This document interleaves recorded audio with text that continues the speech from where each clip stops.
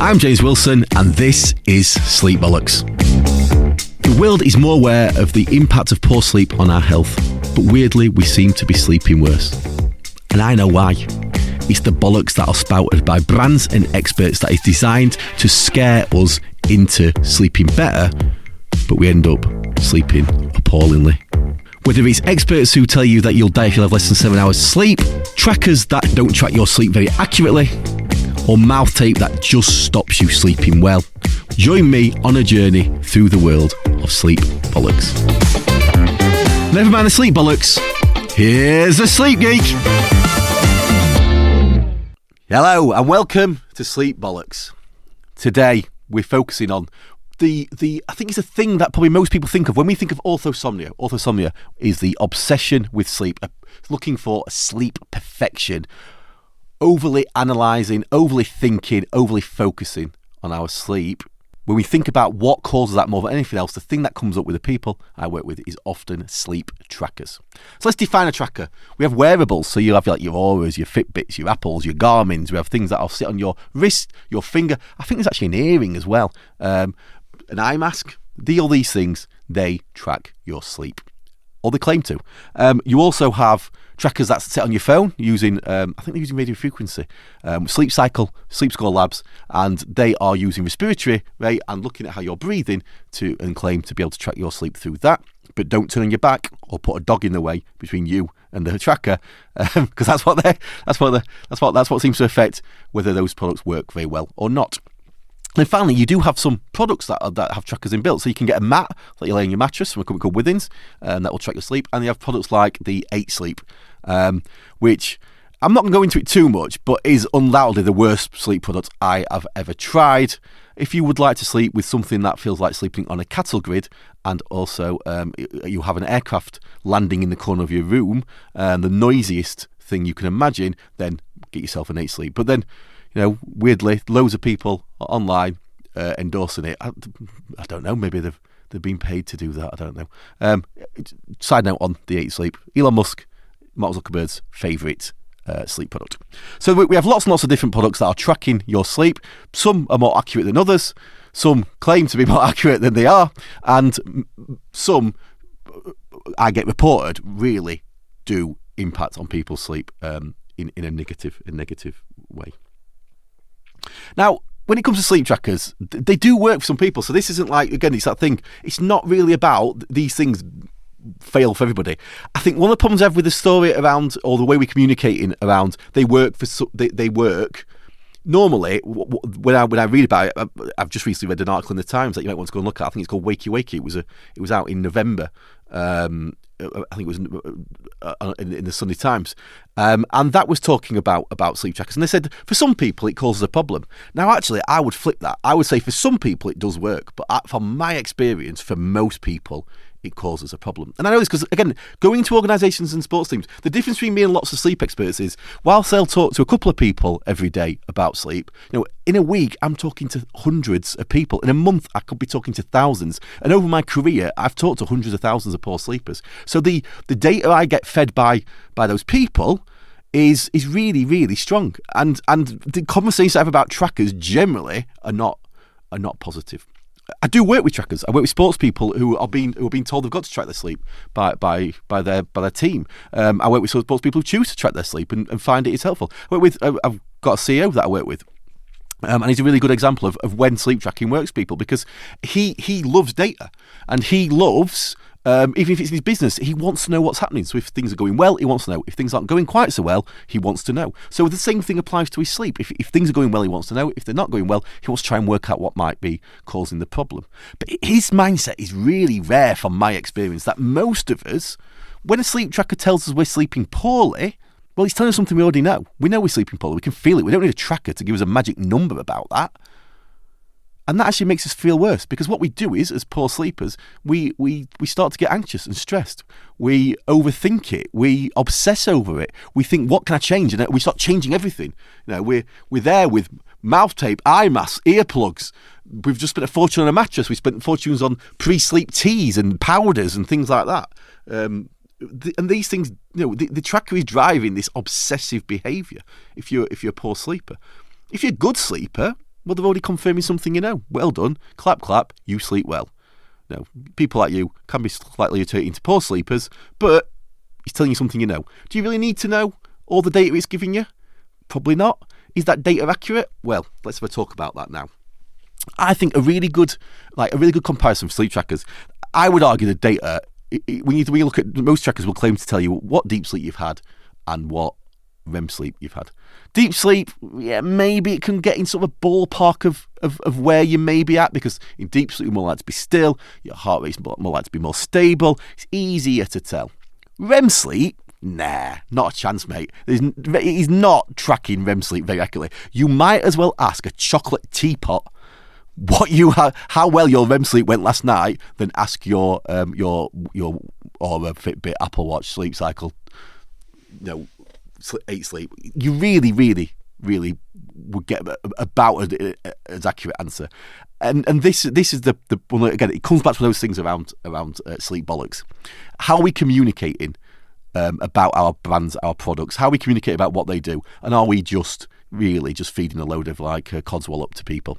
So I'd say, think about your sleep tracker like if it was an exercise tracker, a sleep tracker can tell you roughly when you've gone to sleep and roughly when you've woken up. So it can give you a bit of an idea of how much sleep you've had. Although, again, sometimes it can be really inaccurate.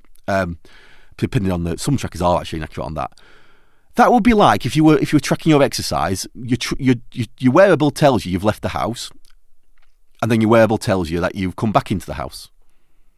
It doesn't tell you what you've done in between. In that time, you might have gone for a run, you might have gone to the gym, you might have gone and played football, you might have gone to McDonald's, you might have gone to Greg's and had a Cornish pasty. So it's not actually telling you about the quality of the time that you've spent from leaving the house and re-entering the house. It's just telling you left the house and re-entered the house. And the same with sleep. It's not telling you about the quality of the sleep that you've had. It's giving you some numbers, but they're not that relevant to the quality of sleep that you've had. But it is telling you that you fell asleep and you woke up. And you can kind of work that out yourself. You don't necessarily have to use a sleep tracker to do it. So I would argue they're not very accurate, and these brands don't tell you that. Now, they do tell me that. The scientists behind them, when I talk to them in private, they'll be honest about their trackers. They will say, yeah, REM sleep, they're not really having that good a go. Deep sleep, a little bit better. Pretty good at telling you when you woke up and fell asleep. And sometimes it's not picking up a signal very well, because if you wear it on your wrist, it's not really, you might be getting 1-2 signals out of 10, 12 goes at it. Wearing your finger, a little bit more accurate. If it's on your phone, yeah, I'm going to question whether that is really got the level of accuracy you would want. When I've used phone sleep trackers, I've used one for 14 days. 10 of those days, it didn't pick up signals for some of the night. 3 of those days, it told me I'd been awake all night, and for one of those days, the data looked, in terms of the actual length of time I'd been asleep, looked about right compared to what I was feeling. So it's obviously not very accurate, but the other complaint I get from people is the messaging from the tracker. That actually, even if their scores are okay, so might be getting a 50, a 60, a 70, the tracker's really negative on them. I had a friend from school actually messaged me about this. She was using a Huey tracker, and so I think she got like 93%. And the messaging alongside that score of 93, which I can give you a score if you want. It's 100. That score of 93, the message alongside it was, yeah, it was okay, but people of your age and gender generally do better than you. And she was really angry. Like, James, what else do I have to do? That's a 93. What more do they want from me? But you've got to remember, most of these trackers are tech startups. They are well funded by VCs in particular. They've got lots of money. But when you've got lots of money and you're funded by a VC, they have expectations and they want people to be using your device. And as someone who works in sleep, one of the things that I do is I get involved in product development. So I've sat in conversations with investors. I've been involved in 6 investments in the sleep world as a founder, a co-founder, an advisor to people investing. And you'll sit down with investors and they will say to you, how sticky is your product? How sticky is your app? And what they mean is, how often are people going to be coming back to this product? How often are we going to get people back on this product? Because if they're back on this product, we've got their eyeballs and we can sell them more stuff. Now, how would you go about getting people to come back to your product every day? If you tell them like that, it's 93, pretty good, well done. You've done well there. Crack on. Do you think you might come back yesterday? You might think, oh, job done. I'm all right. I think I've learned about myself enough. I think I know what I'm doing. Or if you're saying, well, it's okay, but most people do better, loser, are you going to come back because that negative messaging makes you want to carry on and try and achieve? I don't know.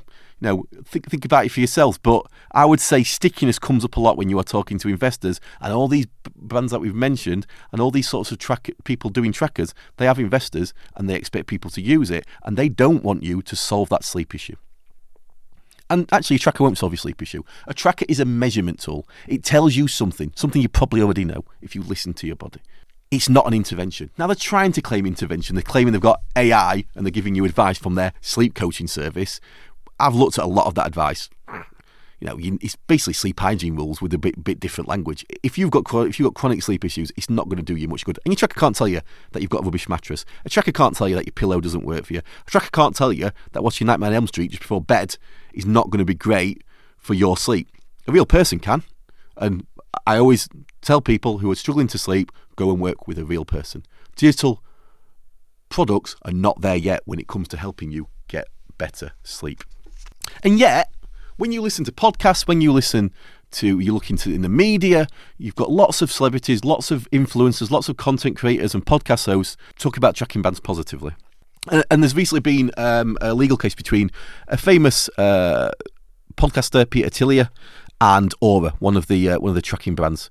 And in the sort of the papers that have come out around this legal dispute between the two parties is part of the dispute is that the podcast host Peter is owed $1.6 million by Aura around the promotional activity he's done for the brand. Now, it's never really been made clear, really, that there was a commercial relationship there.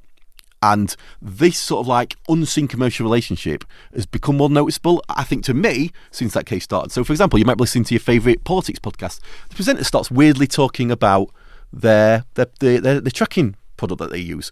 Could just be coincidence, but that feels kind of like just a bit similar to what has come out about this legal dispute. You might be reading LinkedIn and your favourite sleep expert is really extolling the virtues of the O-ring, and a bit over the top, and it's like that's not really like their normal content. There could be something behind that. There could be a financial relationship that is not being declared. It could be that you're thinking about getting some one-on-one support, and the practitioner you go to tells you that you've got to use the Aura. You've got to use the Aura again. Aura. You've got to use the Aura ring to track your sleep, for them to be able to work with you. And it could just be coincidence. I've always got a really good practitioner dashboard, so that a lot of practitioners do like it. And in honesty, out of all the wearables, it is one of the most accurate if you're tracking your sleep every night. So, it could just be coincidence, but it could be an undeclared financial relationship. Now, as experts, I got nothing against experts having those sorts of relationships. I have those sorts of relationships. I get paid by brands to work with them. I get paid by brands to certify their products. But the best way you can tell is the brands that I've got a commercial relationship with. You can go to my website and you can see it. I'm very transparent about the people I work with. And for me to work with people, they've got to meet certain criteria. They've not got to be bollocksy. Basically, they've got to be trying to do the right thing. Some people might look at it and go, well, I don't agree with James, but that's up to you. But I'll try and be as transparent as possible on that. I'm one of my worries is that we have lots of people promoting trackers as a tool that's useful, and actually the research doesn't show this. Because one of the most interesting things about the research is when we take people and they use a tracker and we tell them how well they've slept. So we say, oh, your tracker gave you a score of 40 today, or your tracker gave you a score of 95 today. What we find is that their score will directly reflect in their cognitive performance the following day. Also, their cognitive performance, their mood, how they are feeling the day after. So how they perform and how they feel. It doesn't matter actually what their real score was. So the research was telling people a score, but it wasn't connected to their actual sleep. It was designed to test whether people react to the data in a negative way if it's negative, or in a more positive way if it is positive. And this sort of research has been done with people who are good sleepers. This sort of research has been done with people who are poor sleepers. And time again, we're seeing if your tracker is telling you that you sleep poorly, you perform worse. If your tracker is telling you that you sleep well, you perform better. So for poor sleepers who sleep poorly, a tracker is going to make you feel like you have performed worse during the day, and normally it will make you feel like you are not going to sleep well that night, and that is what happens. So that's my concern with them. The data is a worry, and I think I get the point that when it comes to technology, we need to go through a process for technology to become amazing, world class, scientifically valid. It works. It's got to go through a process of not working. So we need to go through that process. What I don't like is the mass delusion of the sleep world, that people are just pretending that these trackers are more accurate than they actually are, that people are pretending that these trackers have a positive impact on people's sleep.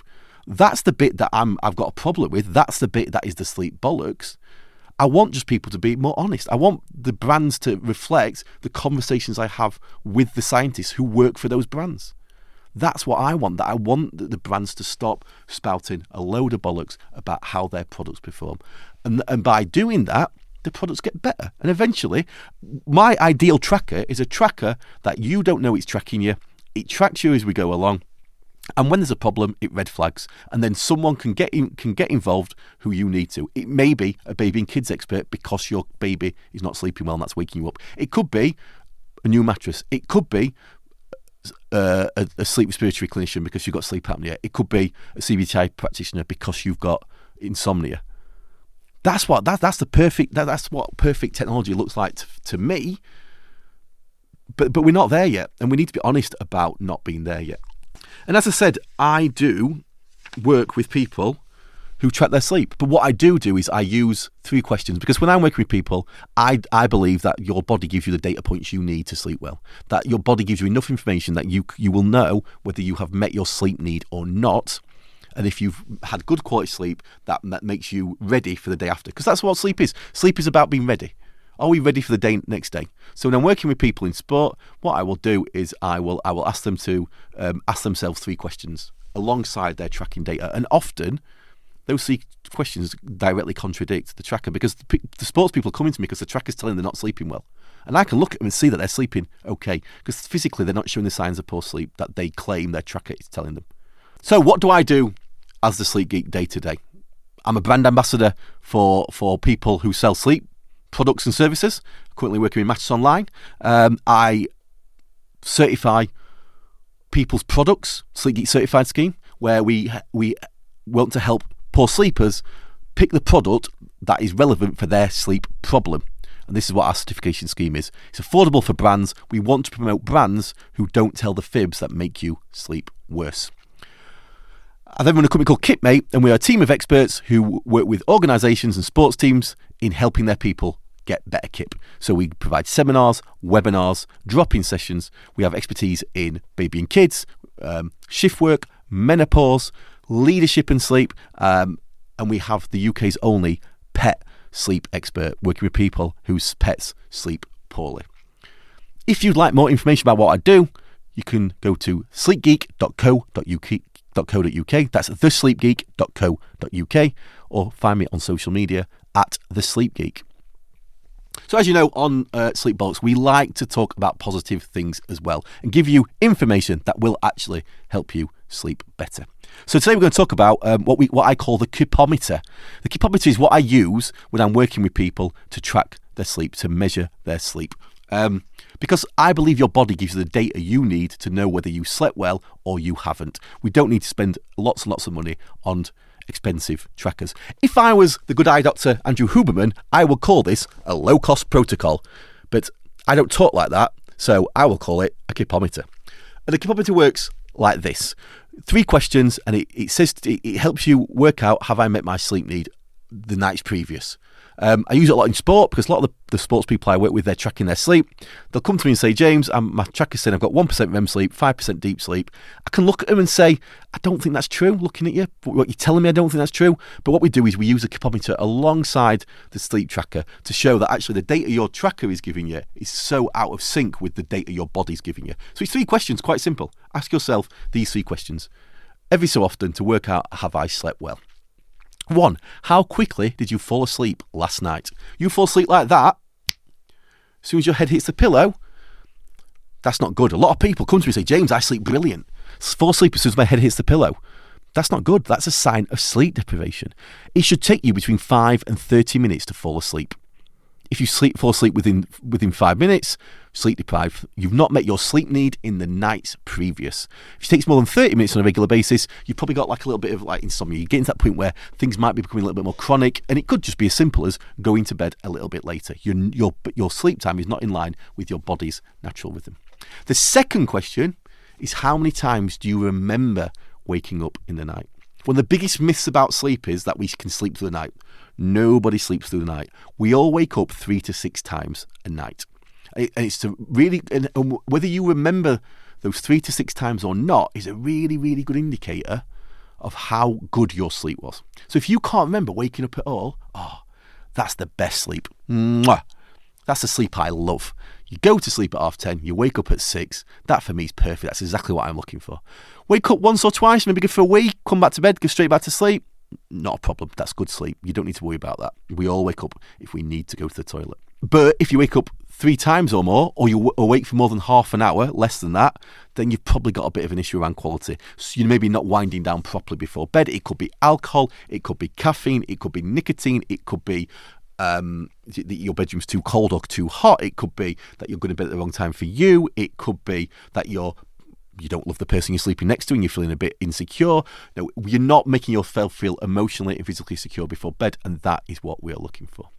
The third question we ask is, how do you feel at 10, 11 in the morning? Quite simple. If you feel alert and active at 10, 11 in the morning, this is when we should feel alert and active, then you've met your sleep need. If you don't feel alert and active, you probably haven't, and we need to look at something. If you judge how well you've slept on just as you woke up, you're not giving your body a chance to come round. You will feel inert, you'll feel lethargic, you'll feel blah. Give it a couple of hours, your body wakes up, you're good to go, and that's how we work out, have we met our sleep need? So, 3 questions. How quickly did you fall asleep last night? Less than 5 minutes? Sleep deprivation. More than 30? Touch of insomnia. How many times do you wake up in the night? None? Brilliant. Once or twice? Fine. 3 or more, or for more than 30 minutes? Less than that? Need to have a look at what might be causing it. And how do you feel at 10 to 11 in the morning? Feel great? Alert and active? Not a problem. Don't. Maybe need to look at something. It is that simple. No need for expensive trackers. No need for stuff on your phone or spending thousands on a sleep pod that's going to make your mattress feel horrible and make you feel like you're sleeping in an airport. Just need those 3 questions. Just a little reminder. This is all about taking the stress out of sleep. When we take the stress out of sleep, people start to sleep better. Understand who you are as a sleeper. Understand your underlying genetics. Understand how much sleep you need. Understand how your life impacts your sleep, your job, your kids, your pets, your partner, your hobbies, your diet, your exercise, your products in your bedroom, how all these things impact your sleep, and build a toolbox for better sleep for you. Kitmate can help you do that. Follow me on social media. There's lots and lots of tools and tips on how best to achieve the best kip we can.